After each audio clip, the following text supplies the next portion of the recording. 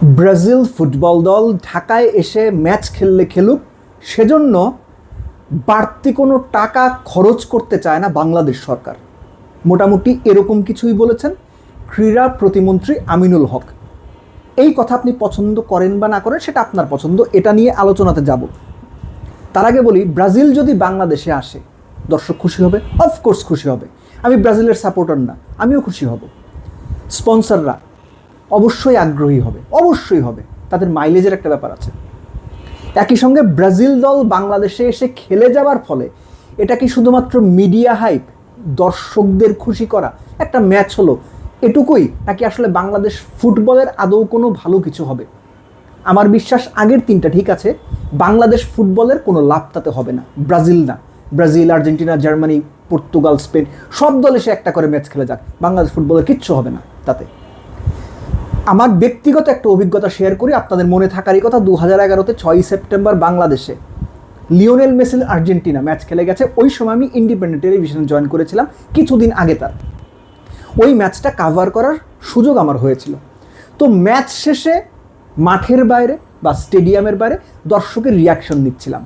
কেমন দেখলেন, কার খেলা সবচেয়ে ভালো লাগলো, লিওনেল মেসিকে কাছাকাছি দেখেছেন কিনা, এরকম অনেক প্রশ্ন। ওই দর্শকদের মধ্যে একজন বিশেষ এবং বিখ্যাত এক ভদ্রলোককে আমি খুঁজে পাই, বীর মুক্তিযোদ্ধা সাদেক হোসেন খোকা। ওই সময় তিনি অবিভক্ত ঢাকা শহরের মেয়র ছিলেন। রিকোয়েস্ট করলাম, তিনি দাঁড়ালেন। তো তাকে কয়েকটা প্রশ্ন করার পরে আমি জিজ্ঞেস করলাম, এই যে তখন আমার সাংবাদিকতার জীবনের একেবারে আর্লি ডেইজ, 1 মাস হয় সাংবাদিকতা শুরু করেছি এরকম। তো খুব স্বাভাবিকভাবে এক্সাইটমেন্টের জায়গা থেকে জিজ্ঞেস করলাম যে, স্যার, এই যে আর্জেন্টিনার মতো টিম বাংলাদেশে এসে খেলেছে, এটাতে আসলে বাংলাদেশ ফুটবলের কোনো উন্নতি হবে বা আদৌ কোনো উন্নতি হবে না? আমি খুব এক্সাইটেড ছিলাম। সাদেক হোসেন খোকা, তারা যারা জানেন না তাদের জন্য বলছি, উনি খুব নামি ফুটবলারও ছিলেন, দুর্দান্ত ফুটবল খেলতেন। উনি স্পষ্ট করে বললেন যে, দেখো বাবা, এই ম্যাচটা দেখতে আসছি, দেখছি, ভাল লাগছে, দর্শক খুশি হয়েছে, তোমরা খুশি হয়েছো, ঠিক আছে, বাংলাদেশ ফুটবলের কিছু হবে না, এতে বাংলাদেশ ফুটবলের এতে কোনো লাভ হবে না। কথা বললেন, চলে গেলেন, আসলে লাভ হয় না। সো ওই রেফারেন্সটা এই জন্য আমি টানলাম, ব্রাজিল এসে খেলে গেল, স্পেন, পর্তুগাল, আর্জেন্টিনা, জার্মানি এসে খেলে গেল, বেসিক্যালি বাংলাদেশ ফুটবলের কোনো লাভ হবে না। সো ফুটবলের লাভ এক পাশে সরিয়ে রেখে আপনি শুধু যদি দর্শক আগ্রহ, গ্লোবাল মিডিয়ার অ্যাটেনশন এগুলো ড্র করার জন্য ব্রাজিল টিমকে বাংলাদেশে আনতে চান, absolutely fine, I don't see any wrong with that. কিন্তু যে টাকার প্রশ্নটা আসে, সরকার এখানে টাকা খরচ করতে চায় না, যেটা শুরুতে বলছিলাম আমি, ক্রীড়া প্রতিমন্ত্রী আমিনুল হক বলেছেন। আমার মনে হয় সরকারের এই স্ট্যান্ডটা যদি শেষ পর্যন্ত ঠিক থাকে, দ্যাটস এ গুড স্ট্যান্ড। উদাহরণ হিসেবে বা রেফারেন্স হিসেবে কি বলা হয়েছে, দেশে জ্বালানির একটা ঘাটতি তৈরি হয়েছে, বিদ্যুৎ সংকট যাচ্ছে, সব মিলে অর্থনীতির ওপরে একটা চাপ এগুলো তৈরি হয়েছে, আমরা বিভিন্ন গণমাধ্যমে খবরে দেখি। তো সেই সময়ে ব্রাজিল দল আসবে, সেটার জন্য সরকারি কোষাগার থেকে একটা বড় অঙ্কের টাকা দেওয়া, খরচ করা, এটা সরকারের বিলাসিতা ছাড়া কোনো কিছুই বলে আমার মনে হয় না। যদি সরকার এটা করে এবং সেটা করলে সরকারের সমালোচনাও হবে।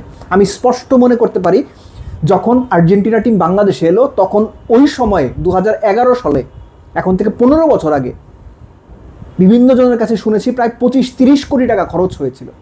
সো 11 বছর পর ব্রাজিল টিমকে আনতে কতটুকু কোটি টাকা খরচ হবে আমি জানি না। স্পন্সররা যদি ওই টাকার অঙ্কটা মিলিয়ে ব্রাজিলকে আনার মতো পরিস্থিতি তৈরি হয়, ব্রাজিলকে অবশ্যই আনা যায়।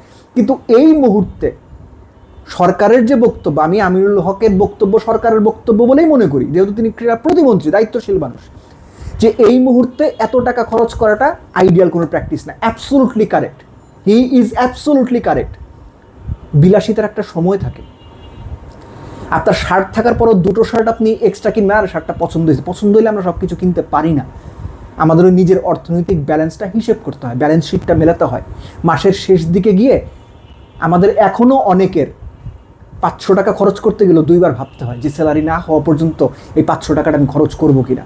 সো বাংলাদেশের ইকোনমি কিন্তু ওই অত বড় ইকোনমি না, চাইলেই একটা সরকার মানে এই ধরনের ইস্যুতে 30, 40, 50 কোটি টাকা খরচ করে ফেলে। সরকারের টাকা আছে, অবশ্যই আছে, দেশ চালাতে তো টাকা দরকারই হয়, কিন্তু চাইলেই এই টাকা খরচ করাটা যৌক্তিক কিনা এই প্রশ্নটাও থাকে। সো ব্রাজিল দল যদি আসে, আমি পার্সোনালি মাঠে যাওয়ার, টিকিট কেটে খেলা দেখার কোনো চেষ্টাই করব না।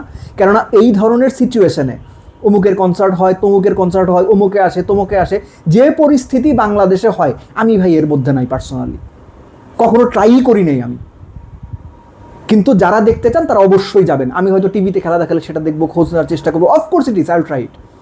কিন্তু সাধারণ যারা ব্রাজিলের ভক্ত কিংবা ব্রাজিল টিমকে দেখতে চান মাঠে, তারা অবশ্যই চাইবেন ব্রাজিল দলটা আসুক, আমিও চাই তারা আসুক, কিন্তু সেটা বাংলাদেশ সরকারের অর্থনীতির ওপর চাপ তৈরি করে অবশ্যই না। বাফুফে যদি সম্ভব হয় আপনাদের কাছে রিকোয়েস্ট করব, বাংলাদেশে অনেক বড় বড় গ্রুপ আছে, অনেক বড় বড় ব্যবসায়ী আছেন যারা ব্র্যান্ডিংয়ে, ব্র্যান্ড মার্কেটিংয়ে অনেক টাকা অর্থ খরচ করেন। সো তারা যদি ওই টাকাটা অ্যারেঞ্জ করতে পারেন, এরকম ব্র্যান্ড স্পন্সরশিপ যদি আমরা পান, তাহলে আনার চেষ্টা করেন। কিন্তু সরকার যেটা বলেছে, সরকারের এই বক্তব্যকেও আমাদের মাথায় রাখতে হবে। So we have to wait. তবে ব্রাজিল দলের বর্তমান বাস্তবতায় সরকার যদি টাকা না দেয়, বাফুফের উদ্যোগে টাকা ম্যানেজ করে স্পন্সরদের কাছ থেকে বা অন্য যেভাবেই হোক ব্রাজিল টিমের বাংলাদেশে আসার অ্যারেঞ্জমেন্ট করাটা, তাদের খেলার অ্যারেঞ্জমেন্ট করাটা অত বেশি সহজ বোধহয় হবে না, রাদার খুব চ্যালেঞ্জিং হতে যাচ্ছে। তারপরেও এই চ্যালেঞ্জ যদি বাংলাদেশ ফুটবল ফেডারেশন কাটিয়ে উঠতে পারে, তাদেরকে অবশ্যই একটা সাধুবাদ আমাদের দেওয়া উচিত।